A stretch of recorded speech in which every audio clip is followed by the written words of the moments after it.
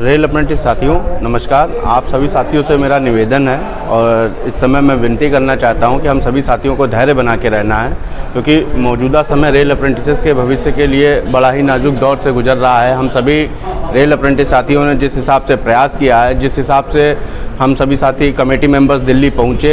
आदरणीय परम आदरणीय कॉमरेड श्री गोपाल मिश्र जी से मुलाकात हुई, जगह जगह तक अपनी बात को, अपने हक और अधिकार की लड़ाई को लेकर के, समायोजन की बात को लेकर के जो मांग लंबे समय से हम लोग रख रहे थे, उसको कहीं ना कहीं पे अंजाम देते हुए नज़र आ रहे हैं। परंतु आप तमाम साथियों से मैं ये बात कहना चाहता हूँ कि ये जो नाजुक दौर चल रहा है, ये जो धैर्य का समय चल रहा है, इसको हमें बरकरार रखना है। जिस तरीके से हमारे तमाम साथी हैं और कहा जाता है कि ये भोजपुरी संसार का जो हमारा चैनल है, जो हम लोगों के हक और अधिकार की लड़ाई में बहुत अच्छा सहयोग कर रहा है, समय समय पे हम लोगों को अपनी जो भी हमारी सूचनाएं हैं वो मिलती रहती हैं इस चैनल के माध्यम से। तो आप तमाम साथी सबसे पहले तो इसको लाइक और सब्सक्राइब जरूर करें। इसके बाद मैं आप तमाम साथियों से कहना चाहता हूं कि हमारे जो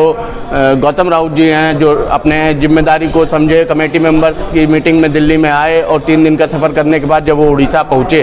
तो उड़ीसा पहुँचने के बाद में आपने जो है हम लोगों के हक और अधिकार की लड़ाई को लेकर के जब रेल मंत्री जी का मामला सामने आया कि वो उड़ीसा में मौजूद है, तो इतनी लंबा सफ़र करने के बावजूद भी आप